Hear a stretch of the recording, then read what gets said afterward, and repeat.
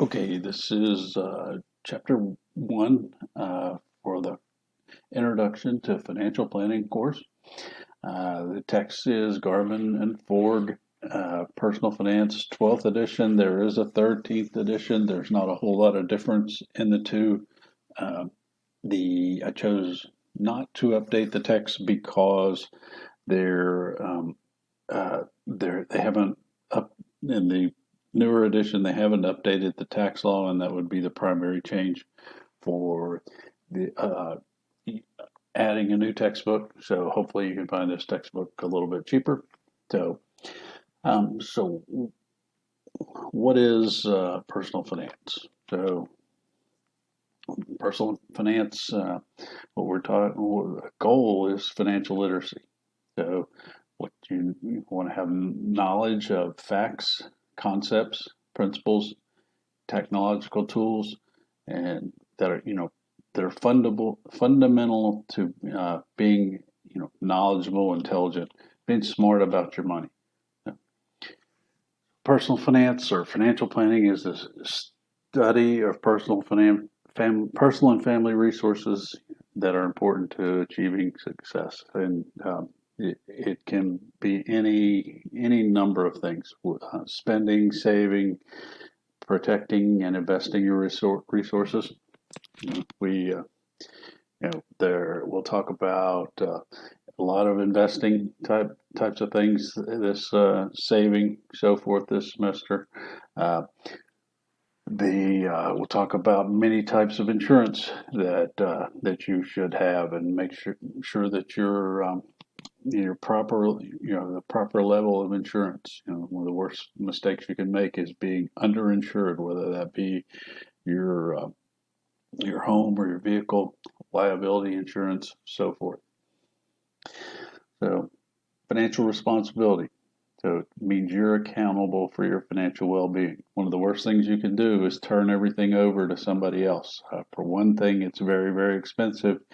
And for the most part, especially when it comes to investing, the investment managers generally do, um, 4 out of 5 underperform the market. And that's even before you consider fees. Um, so, but continue financial responsibility. Your goal is to make wise financial decisions. They're one of the things we do. Most of us do. We get we get emotional when we're making financial decisions, and that's one of the worst things that you can do. We'll talk about that as we go through the semester.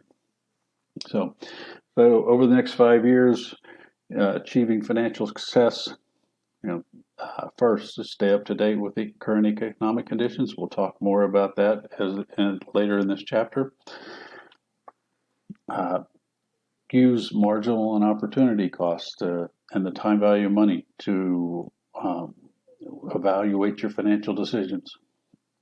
Uh, Harness the power of compounding by starting early to save a consistent amount each month for long-term goals. Best way to do this is your employer's retirement plan. If you work in the private sector, you'll have a 401k offered to you. If you work in the public sector, some have defined benefit pension plans, but many have more and more have 403b and 457 plans, which are effectively the same thing as a 401k, just by a different name. So, take responsibility for managing your financial resources. Again, the the cost of having someone else do it is very, very high, and the benefits are relatively low, if any. Take advantage of tax sheltering from your employer's benefits programs. The biggest one would be saving for retirement. There are others that we'll discuss as well. So, first, learning objective: recognize the keys to achieving financial success. So, pretty obvious here: spend less to save and invest. You, you never going to get ahead if you spend more than you earn. You know, the I'm uh,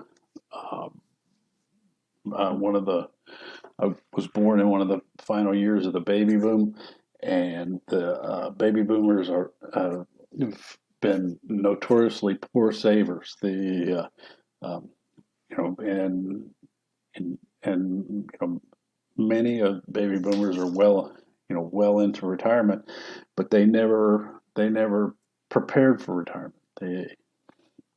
So uh, it's something that we need to think about. We need to be prepared for in today's world, especially with all the things going on. That really need to be prepared. And so savings, investments, standard of living versus level of living. So the your your standard of living is what you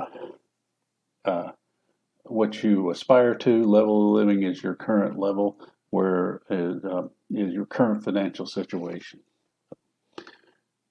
We'll start on the next section with the next section.